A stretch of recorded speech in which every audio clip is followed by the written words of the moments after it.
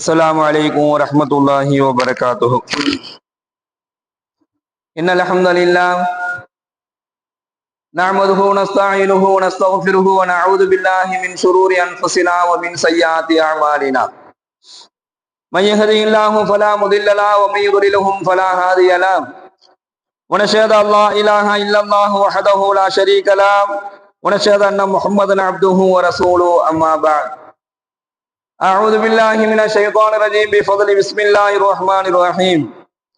فإن شهدوا فامسكوهن في البيوت حتى يتوفاهن الموت أو يجعل الله لهن سبيلا. صدق الله العليم. கண்ணியத்திற்குரிய அல்லாஹ்வின் நல்லடியார்களே, சகோதரர்களே, சூரா அன்-நிசாவினுடைய 15வது வசனத்தில் அல்லாஹ் சொல்லக்கூடிய ஒரு செய்தியை நாம பார்த்து வரோம். அதுல ஒரு பெண்ணின் மீது அவதூறு சொல்லப்பட்டால், அந்த பெண்ணின் மீது குற்றம் சாட்டப்பட்டால், குற்றம் சாட்ட அந்த பெண்ணினுடைய குற்றத்தை நிரூபிப்பதற்காக வேண்டி 4 சாட்சிகளை கொண்டு வரணும் அப்படின்னு அல்லாஹ் சொன்னான். அந்த 4 சாட்சிகள் எப்படிப்பட்டவங்களா இருக்கணும்னா, அந்த 4 பேரும் ஆண்களா இருக்கணும்.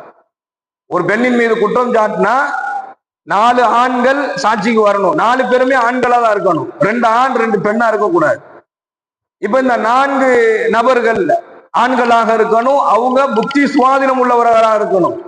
அறியப்பட்டவர் எப்படி அறியப்பட்டவர்னா, அந்த 4 பேருமே இவங்க சிறந்த அறிவாளிகள் தான் என்பதாக அறியப்பட்ட நிலையில புத்தி சுவாதீனம் உள்ளவர்களாக இருக்கணும். இந்த 4 நபர்களுமே வயது பருவத்தை அடைந்திருக்கணும். இதெல்லாம் சட்டம். இந்த மாதிரி அது மட்டுமல்லாமல் அந்த பெண் செய்த தவறை கண்கூடாக 4 பேருமே பார்த்திருக்கணும்.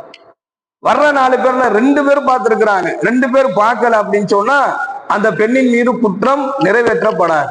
இதெல்லாம் சட்டம் இருக்கு. இதெல்லாம் அல்லாஹ் கொடுத்த, அல்லாஹ் சொல்லக்கூடிய சட்டங்கள். இது 4மே சரியாகி இந்த 4 சாட்சியங்களும் அல்லாஹ் சொல்வதை போன்று 4 ஆண்கள் அவங்க 4 பேருமே கண்கூடா பார்த்திருக்கிறாங்க. இந்த 4 பேருமே புத்தி சுவாதீனம் உள்ளவங்க. இதெல்லாம் சொல்லி அந்த சாட்சி ஒருவேளை நிரூபிக்கப்பட்டுருச்சு அப்படின்னு சொன்னா அல்லாஹ் சொல்றான், ஃபைன் ஷஹீது, அவ்வாறு அவர்கள் சாட்சியை கொண்டு வந்து கூறிவிட்டால், ஃபம்சிகுஹுன்ன ஃபில் புயூதி ஹத்தா யதவஃபாஹுன்னல் மௌத், குற்றம் சாட்டப்பட்ட அந்த பெண்ணை அல்லாஹ் அவர்களுக்கு ஒரு வழியை காண்பிக்கின்ற வரையிலும், அதாவது அவர்களை வீட்டில் தடுத்து வையுங்கள் என்பதாக அல்லாஹ் சொல்றான். குற்றம் சாட்டப்பட்டுட்டா, ஒரு பெண் விபச்சாரம் செஞ்சுட்டா என்பதாக குற்றம் நிரூபிக்கப்பட்டுருச்சு. அப்படி குற்றம் சாட்டப்பட்டு விட்டால் என்ன செய்யுங்க, அந்த பொண்ணை அவர்களுக்கு அல்லாஹ் ஒரு வழியை ஏற்படுத்துற வரைக்கும் அவங்கள வீட்டுக்குள்ளேயே தடுத்து வைங்க, அவங்கள வெளியில அனுப்பிட வேணாம். அதுக்கு என்ன விளக்கம் சொல்றாங்க அப்படின்னு சொன்னா, அந்த நிலையில் இருக்கக்கூடிய பெண்கள் வெளியில் சென்றால் என்ன செய்யப்படும், இந்த செயல் மீண்டும் பரவுவதற்கு காரணமா அமைஞ்சிடும். அதனால இதுக்கு அல்லாஹ் ஒரு தீர்ப்பு சொல்ற வரைக்கும், அல்லாவே சொல்றான், இதுக்கு ஒரு வழியை காண்பிக்கின்ற வரையிலும் அவங்கள வீட்டுல தடுத்து வைங்க. அவ எஜால் அல்லாஹு லஹுன்ன சபீலா, அவர்களுக்கு அல்லாஹ் வழியை காட்டுறவரையும் வீட்டுல தடுத்து வைங்க என்பதாக அல்லாஹ் சொல்லிட்டான். மரணம் பற்றுகின்ற வரை என்கின்ற ஒரு வார்த்தையை அல்லாஹ் சொல்றான் இந்த வசனத்துல.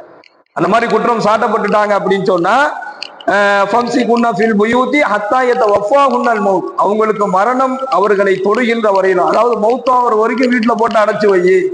இல்ல அப்படின்னு சொன்னா அல்லாஹ் ஒரு வழியை காட்டுற வரைக்கும் அவங்களை அப்படியே விட்டுருங்க என்பதாக இந்த வசனத்துல அல்லாஹ் சொல்லி முடிச்சுட்டான். அருமையான சகோதரர்களே, இந்த நேரத்துல இதற்கு உண்டான வகையவும் அல்லாஹ் இறக்குனான். இதுக்கு என்ன தண்டனை? விபச்சாரம் செய்தவர்களுக்கு என்ன தண்டனை? அவர்கள் திருமணம் ஆகியிருந்தால் அவங்களுக்கு என்ன தண்டனை? திருமணம் ஆகாம இருந்தாங்கன்னா என்ன தண்டனை? அப்ப இந்த வசனத்தோடு அல்லாஹ் நிறுத்திட்டான். இவங்களுக்கு ஒரு வழி அல்லாஹ் காட்டுற வரைக்கும் இவங்க என்ன செய்யுங்க, மௌத்தாவர வரைக்கும் வீட்டுல போட்டு அடைச்சு வை. இல்லைன்னா அல்லாஹ் ஒரு வழியை காட்டுற வரைக்கும் அவங்களை அப்படியே தடுத்தே வைங்க வீட்டுல அப்படின்னு அல்லாஹ் சொல்லிட்டான். இப்ப வகை இறங்கப்படுது.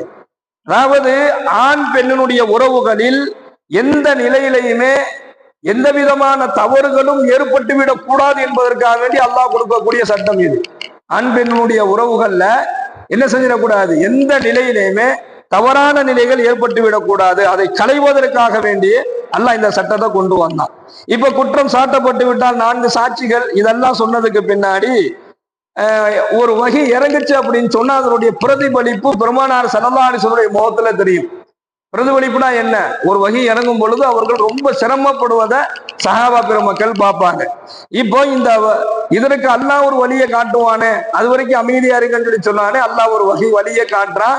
தன்னுடைய வகையின் மூலமாக அல்லாஹ் அறிவிச்ச ஒரு செய்தியை நபிகள் நாயகம் ஸல்லல்லாஹு அலைஹி வஸல்லம் அவங்க சொல்றாங்க.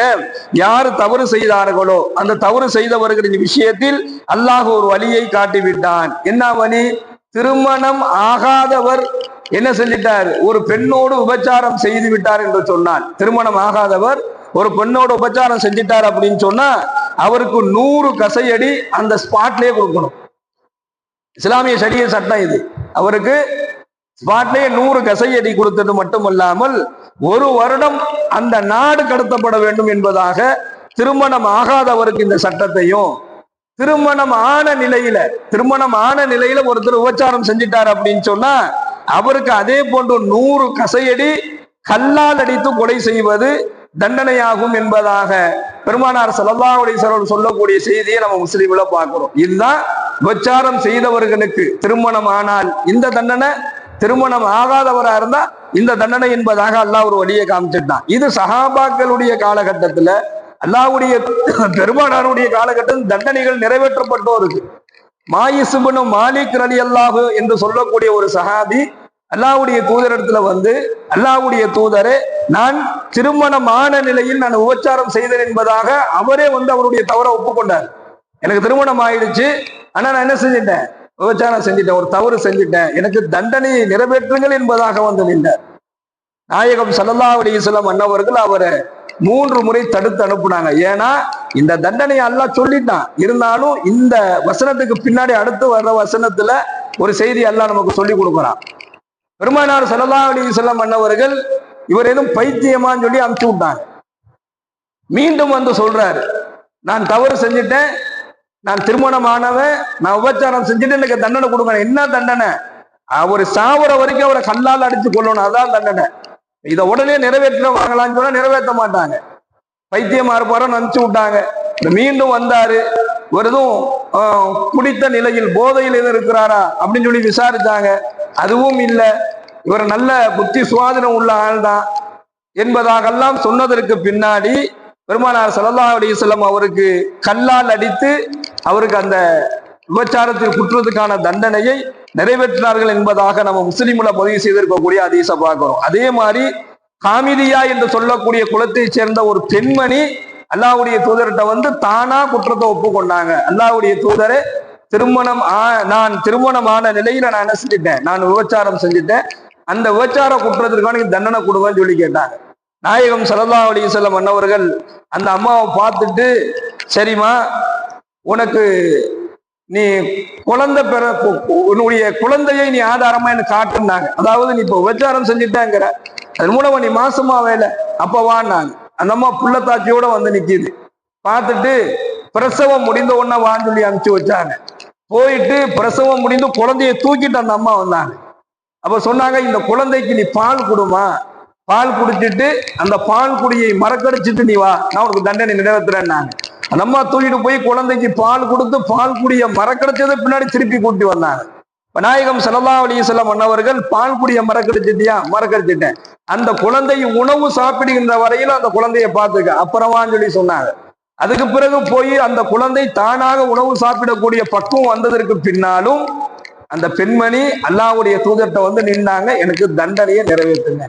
அருமையான சகோதரர்களே, 4 முறை 5 முறை ஸல்லல்லாஹு அலைஹி வஸல்லம் அனுப்பி வைக்கும் போதும் இந்த பெண்ணு திரும்பி வராம இருந்தா நல்லா இருக்குமே சொல்லி நினைச்சாங்க. ஏன்னா செய்த குற்றத்தை ஒப்புக்கொண்டார்கள், அதுக்கு தண்டனை கல்லால் அடிச்சு கொள்ளணும். அதுக்கு பிறகு அந்த பெண்மணிக்கு என்ன செய்யப்பட்டது? கல்லடி கொடுத்து தண்டனை நிறைவேற்றப்பட்டது என்பதாக சொல்லப்படும்.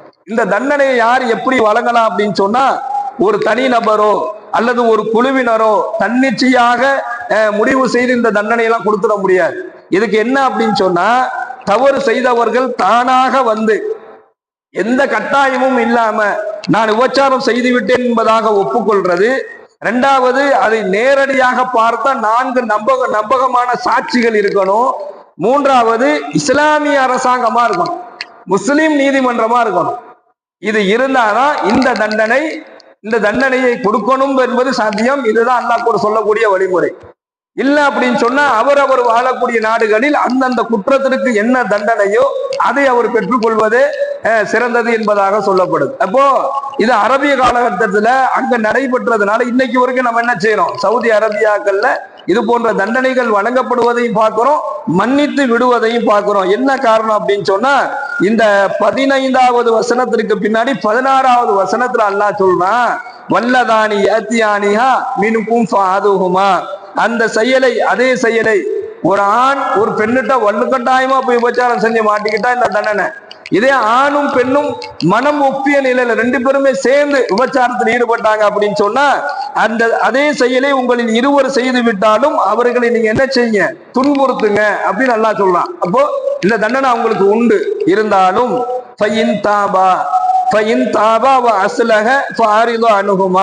அவர்கள் மனம் வருந்தி பாவ மன்னிப்பு கோரி தன்னை திருத்திக் கொண்டால் அல்லாஹ் சொல்றான் அணுகுமா, அவர்களை நீங்கள் விட்டு விடுங்கள் என்பதாக. இப்ப மேல இவ்வளவு கடுமையான தண்டனை, இவ்வளவு கடுமையான சட்டத்தை சொன்ன எல்லாம் உள்ள இறைவன் இந்த இடத்துல என்ன செய்யறான், தவறு செய்தவர்கள் நாங்கள் திருந்திட்டோம், நாங்க அல்லாட்ட தௌபா செஞ்சுக்கிறோம், நாங்க திருந்திட்டு இனிமேல் என்ன செய்ய மாட்டோம், நாங்க இந்த தவறுகளை செய்ய மாட்டோம் என்பதாக தன்னை அவர்கள் திருத்தி கொண்டால் அணுகுமா, அவங்களை அப்படியே விட்டுருங்க. என்ன காரணம் சொன்னா இன்னல்லாஹ கான தவ்வாபர் ரஹீமா, நான் நிச்சயமாக மன்னிக்க கூடியவனாகவும் கருணை மிக்கவனாகவும் இருக்கிறேன் என்பதாக அல்லாஹ் சொல்றான். அப்போ மன்னிப்புக்கு அதாவது ஒருவர் திருந்திட்டாரு அப்படின்னு சொன்னா அவரை மன்னிப்பதுதான் மனிதனுடைய இயல்பு என்பதாக ஒரு குற்றத்தை சொல்லி அந்த குற்றத்துக்கு தண்டனையை சொல்லி அந்த தண்டனை நிரூபிக்கப்பட்ட என்ன கடுமையான நடவடிக்கை எடுக்கும் அந்த நடவடிக்கை எல்லாத்தையும் சொல்லிட்டு வந்த ரப்புல் ஆலமீன் அவர் திருந்தி விட்டால் அவரை விட்டுருங்க என்பதாக இந்த 16வது வசனத்துல அல்லாஹ் சொல்றான். அது மட்டும் அல்லாமல் ஒருவர் ஒரு தவறு செய்யறாரு, இது விபச்சாரத்துக்கு மட்டும் வராது, ஒருத்தர் ஒரு தவறு செய்யறாரு, தவறு செஞ்சதுக்கு பின்னாடி உங்கள்கிட்ட மன்னிப்பு கேட்டார், அப்ப நீங்க அவரை மன்னிங்க, அதான் சிறப்பு. ஏன்னா நான் மன்னிக்க கூடியவன், நான் கருணையாளன் சொல்லக்கூடிய அல்லாஹ்.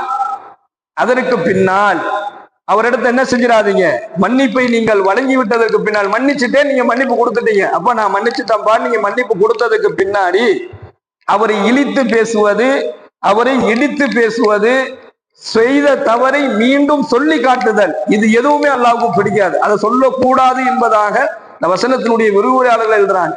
நீங்க மன்னிச்சுட்டீங்கன்னு சொன்னா மன்னிப்பு வழங்கிட்டா மன்னிப்பு தான். ஒருத்தர் ஒரு தவறு செஞ்சுட்டாரு, உங்கள்ட்ட மன்னிப்பு கேட்டாரு, நீங்க மன்னிச்சுட்டீங்கன்னா அதோட முடிஞ்சிச்சு, விட்டுறணும்.